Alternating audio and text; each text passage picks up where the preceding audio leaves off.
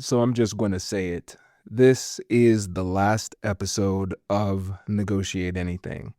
And first, I want to apologize because for all of you who just listen to the audio, you deserve better than this. You deserve a better send off um, than this. For those of you who follow me on LinkedIn and Instagram, you knew this a couple weeks ago. I made the announcement on LinkedIn and Instagram. And I've known this was coming for probably about a year now. And this episode is brought to you by Granola, Shopify, HomeServe, and whatnot. If you want to stay fully present in every meeting while still walking away with clear, structured notes, try Granola. Try it free for 3 months at granola.ai/Kwame. If you own a home, HomeServe administers plans that cover the repairs your regular insurance doesn't.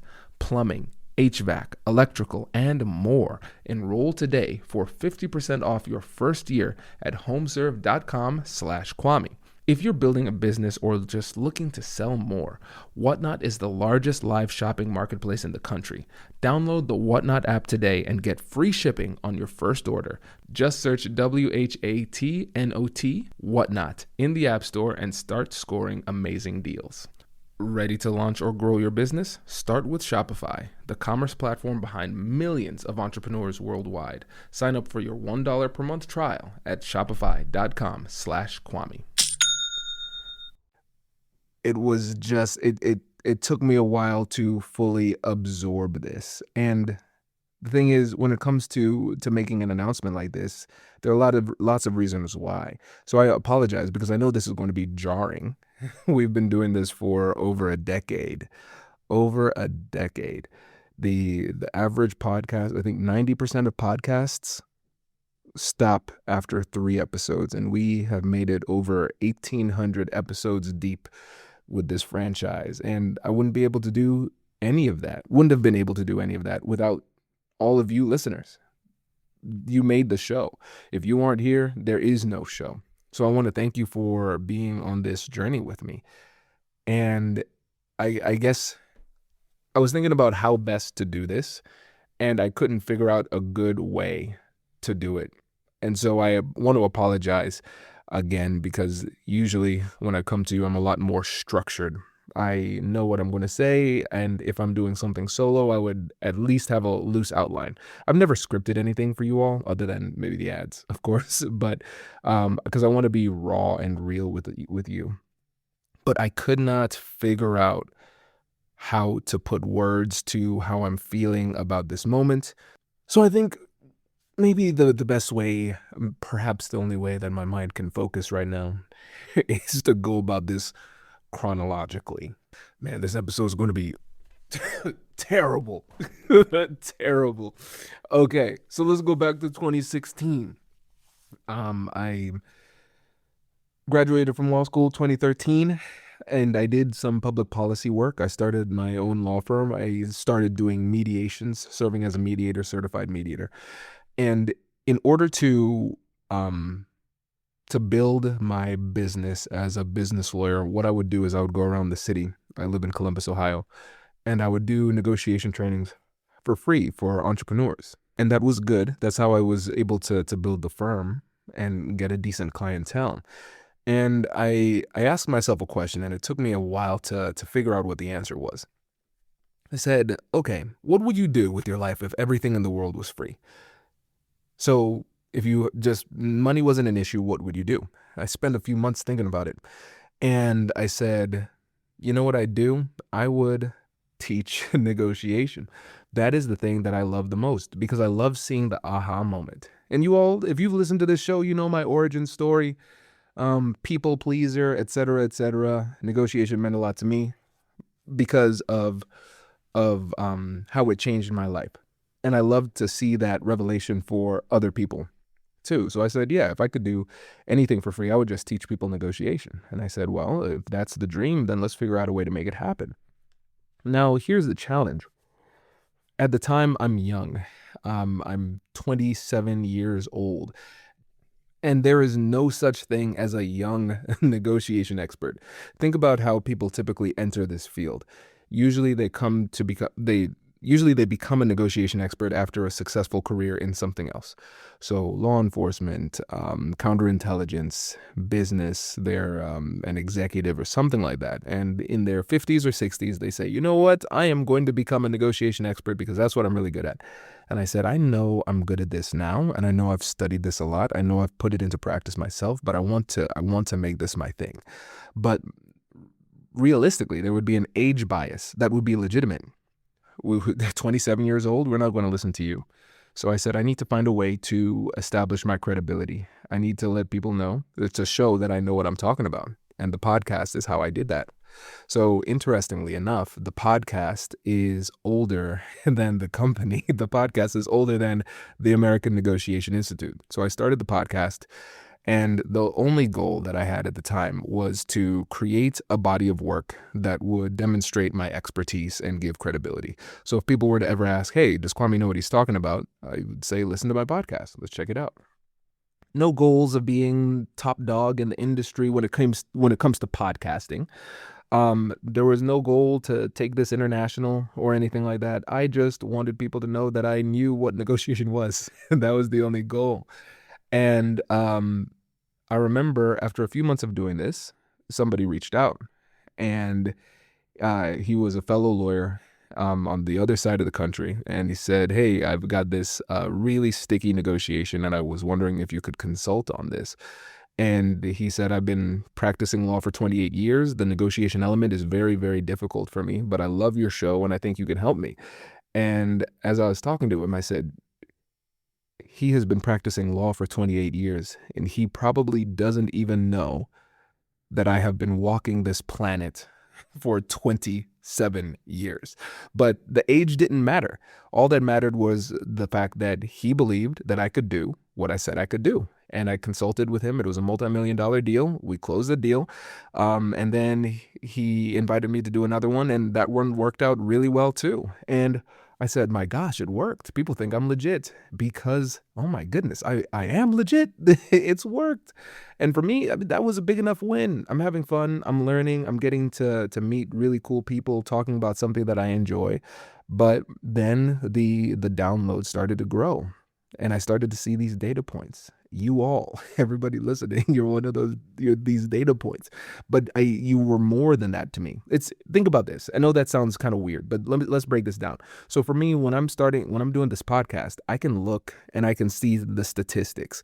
I could see where people are downloading from. And of course, at the beginning, it was just Columbus. That's not surprising. But then I started to see these little dots in different cities, in different states, and some in different countries. And I'm like, who are these people?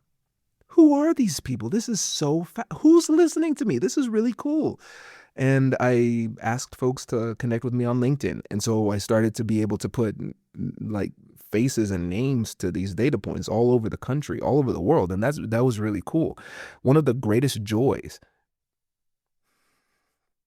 Yeah.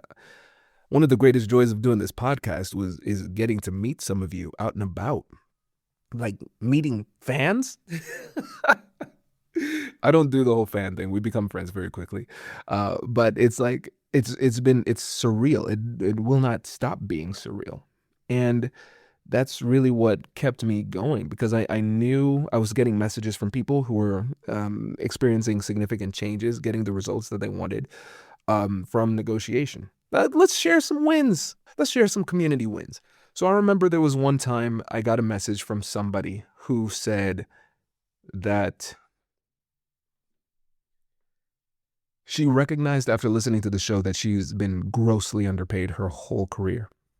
And she said, now this ends now. I'm going to do something about it. And so she negotiated for the first time in her career. And I know this is going to sound hyperbolic. That's why I've never shared this before. But she made, I think it was something like $40,000 or $50,000 per year more after negotiating. And it made me realize two things. Number one, wow, this clearly works. And number two, geez, she was really getting taken advantage of. And I was proud to know that this show was helping people advocate for themselves in real ways, real tangible ways. ways that could change their lives, the lives of their families, the lives of their communities forever. A couple of years ago, I went to a keynote and I met somebody. This was out in Vegas. He said, I've been listening to the podcast for years, and you've helped me to make so many more sales. But the thing that really means the most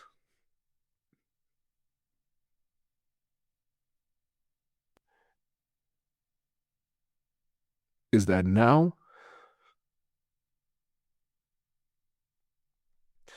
I have a better relationship with my 16-year-old son.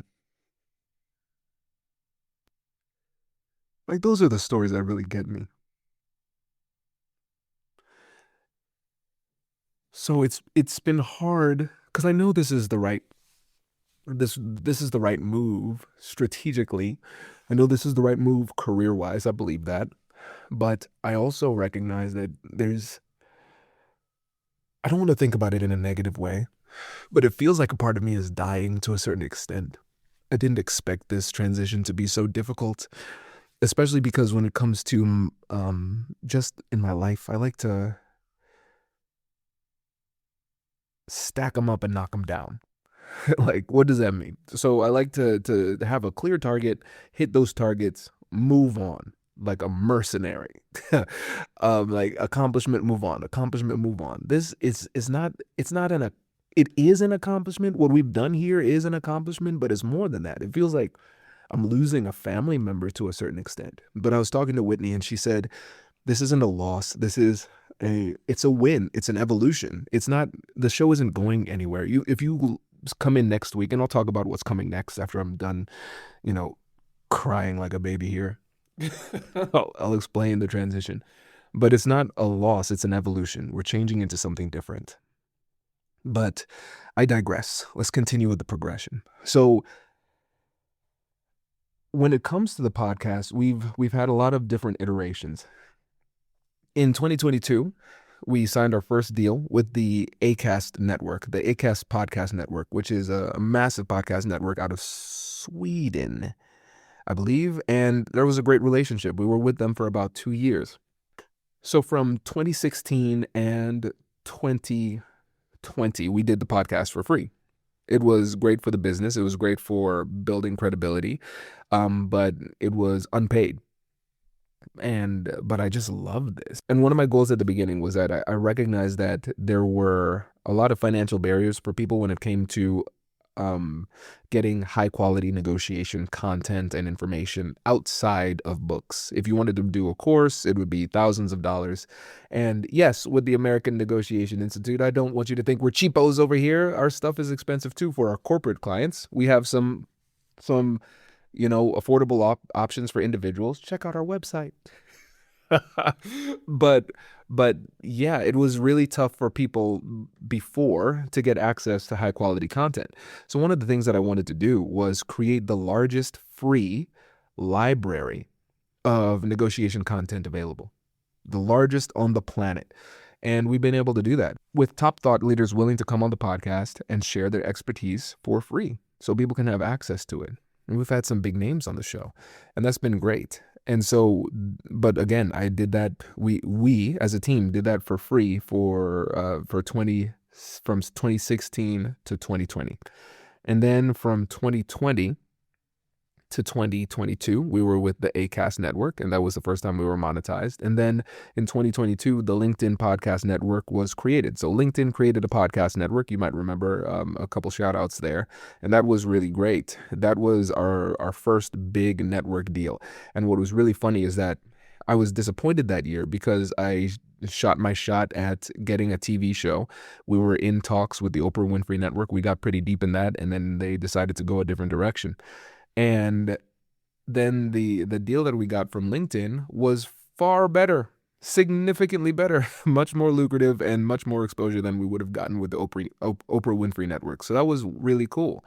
And then last year, our deal with LinkedIn ended, and now we're with Yap Media, so Young and Profiting Network, with Hala Taha, and that's been great thus far, and expecting to stay with them for a significant period of time. But the reason I bring that up is because After I was on the Mel Robbins podcast, I thought we were pretty well positioned for our negotiations with LinkedIn. And we got up to number 2 in the career section, so we're at an all-time high. And then LinkedIn let us know. I walked into a negotiation with LinkedIn to renew for 2025, 2026. And I walked in with my negotiation strategy, and they walked in ready to tell me bad news. And the bad news was that the network is done. That it's not. They're like, it's not you, it's us. We are disbanding. The LinkedIn podcast network is no more. And that was the first time that I said to myself, what am I going to do with this show? Because we built this whole company really with the show as a foundation, and it became a major revenue stream for us. And now we go from multiple 6 figures. Oh, the number's confidential. But we were on our way to 7 figures with this deal. And now that's gone. I've got a family to feed. I have a staff to feed. We have to figure this out. And it was the first time I had to ask myself, what do I want to do with this show long term? What does this look like? And I remembered, okay, well, I wanted to create the largest library of audio content. We've done that multiple times over with 1,800 episodes. That's a cartoonish number of episodes. Okay, well, what else did I want to do? I wanted to establish ourselves as a credible brand in the field and let folks know that we knew what we were talking about when it came to negotiation. We did that. And that's when I was first confronted with the reality last year that when it came to stated objectives and accomplishments, we have outperformed what I ever thought this show could be. So I asked myself, what next? What's the next contribution? And so picture this. It's late at night. You're scrolling and you find that thing that you've been meaning to buy. You add it to your cart, you hit checkout, and then you realize that your wallet is all the way across the room. But that's when you see it, that purple button with all of your information already saved. One tap and you're done. That button is Shop Pay, and it's just one reason why Shopify has the best converting checkout on the planet. Shopify is the e-commerce platform behind millions of businesses worldwide and 10% of all e-commerce in the United States. Whether you're just starting out or scaling up, Shopify gives you everything you need in one place. Inventory, payments, analytics, shipping, returns, no jumping between platforms, no chaos. And Shopify doesn't just sell you, it helps you to get found. With easy-to-run email and social media campaigns, you can reach your customers wherever they're scrolling or strolling. Plus, their 24/7 support means that you're never figuring it out alone. See fewer abandoned carts and more sales go with Shopify and their Shop Pay button.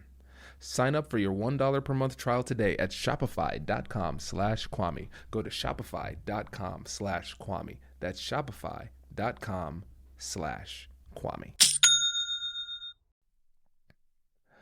Owning a home is amazing until it's not. One minute everything's fine, and the next you're dealing with a burst pipe, a furnace that stopped working in January, or an electrical issue that just came out of nowhere. And here's the thing, your regular homeowner's insurance, it usually doesn't cover that.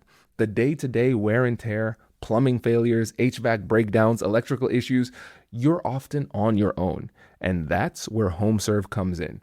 Think of it like a subscription for your home. For as little as $4.99 a month, HomeServe administers plans that have your back when things go wrong. When something on your plan breaks down, you call their 24/7 hotline and they handle scheduling a repair with a local experienced licensed professional, no panicked contractor search, and no scrambling. HomeServe has been helping homeowners like you for over 20 years, and they have a trusted network of over 2,600 local contractors, nearly 4.5 million customers, a 4.8 out of 5 post-repair rating, and an A+ Better Business Bureau rating. So if I ever needed this, and honestly, every homeowner eventually does, HomeServe is exactly what I'd use. Join the millions of customers who trust HomeServe and enroll today for 50% off your first year. Go to homeserve.com/Kwame. That's homeserve.com/Kwame to enroll today for 50% off. Savings compared to renewal price. Void in Florida. At the end of 2024, going into 2025, I was testing a bit of a hypothesis. You've probably heard me mention that I journal a lot, and I realized that I was, upon reflection, playing a little bit safe, playing kind of conservatively. And so I asked myself, what would my life look like? What would my career look like if I swung for the fences on everything?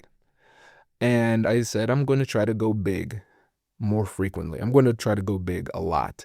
And so I developed this mantra. I called it big swings only. So I said, okay, if you have the mindset and the skill set to knock the ball out of the park, the only thing that holds you back is whether or not you're willing to take a big swing. So I said, all right, cool, let's swing for the fences. So can we get some big name guests on this show? Can we get big name guests? And okay, we got Jimmy Wales, the founder of Wikipedia. You might not know his name, but you know his impact. The person who created Wikipedia. Who's the number one podcast in the world right now? Okay, Mel Robbins just overtook Joe Rogan. Fantastic. Can I get on Mel Robbins' podcast? What?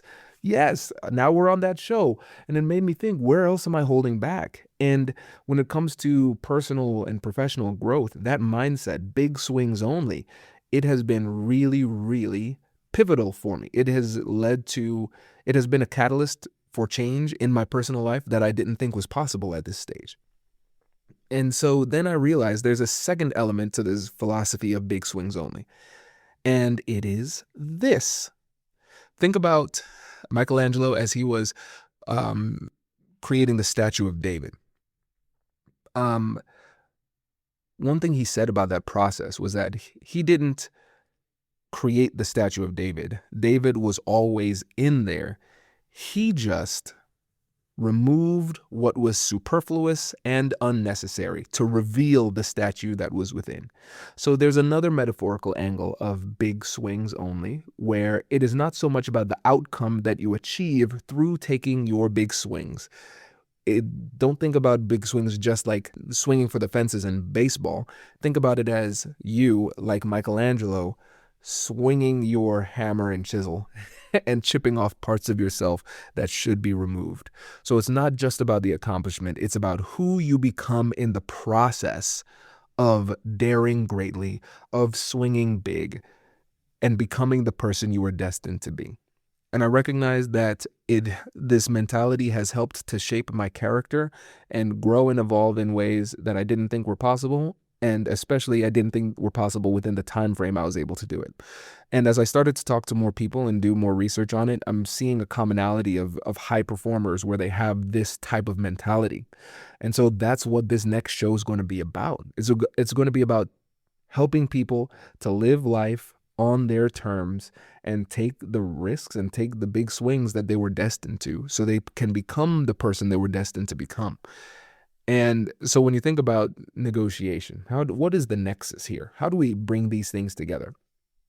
Because a couple of things. As I was doing this, I was always thinking that people were struggling in negotiation mainly because they didn't know how to negotiate. But as I started to meet more of you in person, interact with more of you online, and started to do more surveys and gather data, I realized that the issue was not so much that you didn't know what to do or what to say. It was that you didn't have the confidence to do or say it when it mattered most. And I mentioned this in my first book. I said, if in the negotiation industry, we've been giving recipes to people who are afraid to get in the kitchen. And we need to help people to overcome those psychological and emotional barriers that are holding them back from having the conversation. The conversation is actually the easiest part. Being strong enough and having the courage to engage in the conversation, that's the hard part. Okay, great. So I recognized that, and that was the whole topic for my first book, Finding Confidence in Conflict. And you can see the nexus there too, because when you think about the connection between negotiate anything and big swings only helps you to understand and develop what it takes and to have the courage to enter the room. Negotiate anything gives you the tactics and strategies that you would need at the negotiation table when it's time to actually have a conversation. Think about it from a leadership position. If you want to lead a company, 100% you're going to need to know how to negotiate. If you want to manage a team, if you want a promotion that's going to make you a leader of people, you're going to need to know how to negotiate. But you're also going to need to have the courage to take a big swing to even have an opportunity to put yourself in that position. Are you going to ask for the opportunity? Are you going to put your hat in the ring? Right? And so what I'm recognizing is that the big swing mentality has to come first. And what we've already done is we've created an incredible body of work when it comes to the immense library that we've created. So for whatever challenge you will experience conversationally when it comes to addressing your big swings, I guarantee you there's a podcast episode in our library that can help you. But you won't get to that point until you have the confidence and the courage to take a big swing. That's where this connects. And then I thought about it because I realized, wait a second. I've always been thinking about my life story through the lens of negotiation. If you haven't heard me say this, I've said it 8 billion times on this podcast. If you have heard, feel free to skip ahead about 30 seconds, but I'm going to fast track this. So, Kwame used to be a people pleaser. Then a mentor said, you can't be a people pleaser anymore. So I decided, okay, I'm studying psychology. Treat my fear of difficult conversations as a phobia. Overcome my fear. Then I get into law school. Law school teaches me negotiation. Then I realize this is a skill, not a talent. And my life gets better, one difficult conversation at a time. That's when I realized that the best things in life are on the other side of difficult conversations. So my goal is to make the world a better place, one difficult conversation at a time. There's the spiel, right? But let's look at it through the lens of big swings only. Okay, you went from people pleaser to somebody who is willing to have tough conversations. That's a really big swing. You went from somebody who was willing to have tough conversations to someone who learned how to negotiate. That's a big swing. You went from somebody who knows how to negotiate to, at age 27, being the host of the #1 ranked negotiation podcast in the world. That's a big swing. Okay, wait. So Google, Apple, NASA, Intel, Target, the Department of Defense, who else? I mean, all sorts of people. Coca-Cola, Microsoft. You teach them how to negotiate? That's a big swing. Whoa, okay, so this is what you do. This is the through line. You wanted to learn how to speak Spanish, so you took one Spanish class and moved to Ecuador for a summer. That's a big swing. And that's when I realized, oh, hey, shout out to Whitney. You found the love of your life in Spanish class. And you said, hey, if I want to be with her, I need to put a ring on it, as Beyonce said. And so you get married on graduation day at age 21. That's a big swing. And so I recognized that the most pivotal moments of my life were all big swings, and I made massive jumps and growth in my life from having this type of mentality. I just never had the words for it. So this isn't me creating something new or making a vastly different professional pivot. This is truly a homecoming. So Kwame, stop crying. This is a win, right? It's a win. But that's what I've been, that's why I've been dragging my feet, because this podcast has essentially been a part of my identity. Think about it. So if you ask me on the street, who am I? I'm Kwame Christian. If you ask me professionally, who are you? Hey, Kwame, you introduce yourself. You got 15 seconds. Hey, I'm Kwame Christian, founder and CEO of the American Negotiation Institute and the host of the #1 negotiation podcast in the world, Negotiate Anything. It was literally my identity. Until a couple years ago when Rebecca Zung took my spot, and now she's #1. But #2 ain't bad. I love Rebecca. Check out her podcast. It is now called Leverage. Great show. Great show. And Rebecca is a delight. We're truly friends. We text all the time. So, yes, that's what held me back. I'm recognizing this now because I knew this was on my to-do list for a long time. I knew I needed to say something, and I just could not understand why I could not say anything. And then when I tried to say something, then I started to cry all the time. I tried earlier this week. I couldn't do it. And I realized it's grief. It's like a mourning process that I have to go through. The thing about grief is that it does not operate on your timeline. Grief is a very inconvenient emotion. You don't know when it's coming. It comes in waves. You think it's over. It comes back, you know? So I'm going to be vacillating through these emotions probably for the next couple of weeks, but I wanted to explain why it took so long. I also want to give a shout out to my team. I remember when I started this, I was everybody. I was everything. I had the audacity to call this company the American Negotiation Institute because I believed in what I could grow into. I said I am not worthy of the name now, but I believe that I will be. And as a business lawyer, I've done enough trademarks to know that if I like something, I need to commit to it and I need to own that intellectual property. So I wanted to make sure that I could get it and I knew I could grow into it. So for me at the beginning, editing the podcast solo, doing everything solo was tough. But slowly grew, got more of a team. Now we have a whole team doing the video and audio. And let me tell you a quick story before I give folks their flowers. I remember one time, I think this was episode number 2, my friend John Halberstadt from law school came on the podcast. And I had this big, chunky Dell laptop. This thing was like 8 million pounds laptop. And I had it in the middle of my kitchen table. We didn't even have a microphone. I think we were just talking straight into the laptop. And we were recording. We were going for about 40 or 50 minutes. And then all of a sudden, the computer went blank. And no, I didn't forget to plug it in. I plugged it in. The hard drive just shut down, like lights out. Couldn't even turn it back on. And I was like, I don't know what to do. It's the computer's dead. And we lost that episode. And I was thinking, man, this is so hard to do. So hard to do by myself. And the reason why we have been so consistent over the years is because we have such an incredible team. And I want to give a shout out to the folks who were in the early stages of the American Negotiation Institute, but a special shout out to Simone Perez, our producer.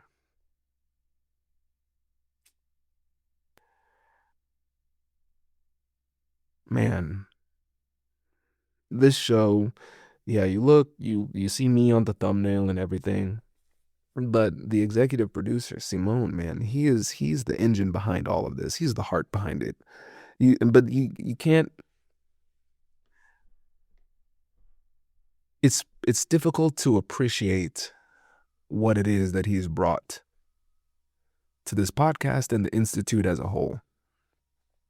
So when he started, he couldn't speak English. He was using the podcast to learn how to speak English.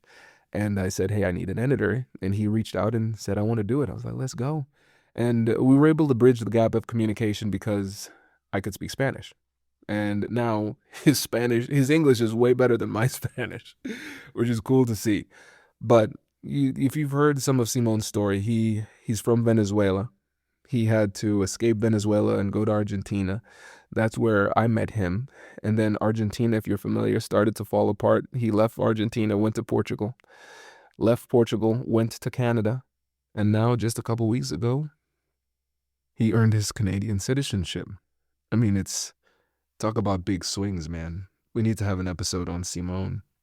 So Simone, when you're ready, you're going to be one of the guests. This is breaking news to him too. But I mean, how many episodes? Like probably like 1,200 episodes. He never missed an episode. Not just 3 countries, 3 continents. And he never missed an episode. He barely makes mistakes. I remember one time he made a mistake in 2022. It was his first mistake. It was his 3rd country and his first mistake in his 2nd year. It was something really tiny at the end of the episode. That was it. Like I tell you, the level of discipline and dedication that he has is astronomical. It's something I've never seen. And when you think about the impact of the show, I talk about the listeners, I talk about me and my career, but I mean, it's been such a pivotal part of his life, so Yeah, man. Could not do it without Simone. So we're at like 30 something minutes. Simone's probably going to have to edit out 14 minutes of emotional, nonsense. But yeah, I just wanted to make sure that we didn't wrap this up without giving Simone his flowers because we would be nothing without him. And I'm excited to I've been really cool. It's been really cool to see him taking more of a role and not just in production, in strategy and showing up on the podcast. Could you imagine Simone in Argentina listening to the show, now being on it and being the primary catalyst for its success? That's amazing. So it's been a fun journey, and the journey continues. So yeah, I listen, if you've liked the show, if this has meant anything for you, and for the sake of Simone, let's do this for Simone. So give a shout out to Simone in the reviews. If you've made it this deep in this in this chaotic episode, can you give a 5-star review and shout out Simone? It's going to be so funny when people see the podcast. They're going to see Big Swings Only with Kwame Christian, and every review talks about Simone. They're like, oh, who is this guy? But yes, give Simone some love. Leave a review for him. Um, but I hope you all give Big Swings Only a chance. I really believe in it, and I've already recorded a few of the episodes, and they're exceptional. Yeah, I'm biased. I am biased, but our guests are great. The stories are great. It's very different. It's not tactical. It's not as strategic. There will be learnings, of course, but the learnings will be incidental byproducts of the incredible stories that we're telling. And I'm very excited for it. Very excited for it. And I promise you, when it comes to Big Swings Only, we're taking that to the max. We're truly going to push that as far as we possibly can. And what I mean by that is we're going big. We are going big. This isn't just, it's a new era of podcasting. 10 years ago, video podcasting wasn't even really a thing. Now podcasts are primarily video. And really, when you think about the difference between a podcast and a talk show, now there's no difference. You go to your laptop or you go to your TV and you choose an app. You could go to YouTube, watch a podcast. Now you have Netflix that has podcasts. Netflix has podcasts. It's mind-boggling. So there's no difference between a TV show and a podcast. It's a different era. The playing field has been completely flattened, which is great for us. So we're not trying to make a good podcast. We're trying to make an epic show. And you know what? No, this is Big Swings Kwame talking. This isn't lawyer Kwame anymore. This is Big Swings Kwame. I want a Netflix deal. I believe this show will be good enough for a Netflix deal. If Netflix is giving out podcast deal, hey, listen, I want one too. So I want to encourage you all to check us out on YouTube. Not just the podcast on audio, but check us out on YouTube. And please comment and give us feedback. We're going to be starting off. When you think about mastery and you're starting something new, there is a certain amount of good mistakes that you need to make. So I'm not talking about sloppy, stupid mistakes. I mean, no, those don't count. I'm talking about good reps that fall short. And we won't be able to see all of our mistakes. We won't be able to recognize every challenge that we run into. There are going to be some things that you see that we don't see. Now, if you could, please leave a comment and let us know so we can get better. Any feedback, any suggestions, let us know. And, here, let me negotiate with you. If there's something that you don't like and you're leaving a review, can you still give us 5 stars, but tell us what we need to do better?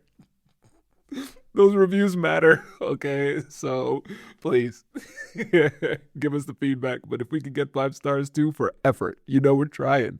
We are trying. That would be great. But yeah, I'm excited for it.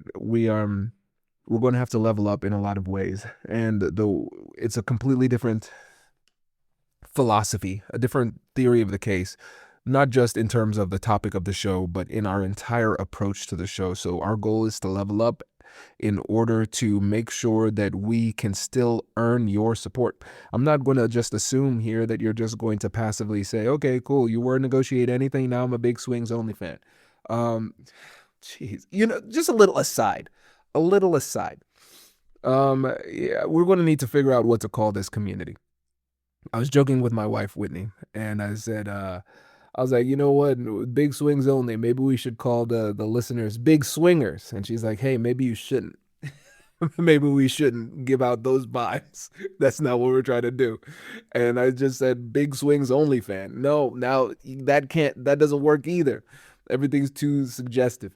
So if you are a listener of the show that is called Big Swings Only, we want you to really enjoy the show. We want to earn your support. We're not going to just assume that because you like to negotiate anything, you're going to like this show. We need to show up and do the very best that we can, and we're going to work hard to earn your continued support. So, yeah, well, I hope you've gotten to know me a little bit better, and you kind of see how I feel. My heart is on display as a lawyer. That makes me feel quite uncomfortable, but vulnerability is a good thing. Shout out to Brene Brown. Let's bring her on the show. Big Swings only. So listen, if you have any connections in the media industry, you see any value in us, you think that we're legit, we have a shot, hook us up. Hook us up. Help a brother out, okay? If you can introduce us or have any suggestions, let us know. Reach out to Simone. He is responsible. So Simone, spelled Simon, at negotiateanything.com. Wow. I have secured the URL, so that's good. We're going to have to change that. Man, see, there we go. Another example of things that we're going to have to change over time. But I appreciate you being on this long journey with me as it relates to the podcast for 10 years and relates to this episode. It is the least structured, but truly the most honest episode I've ever done for Negotiate Anything. So I appreciate your support, and I think, interestingly, this is the perfectly imperfect way to close this out.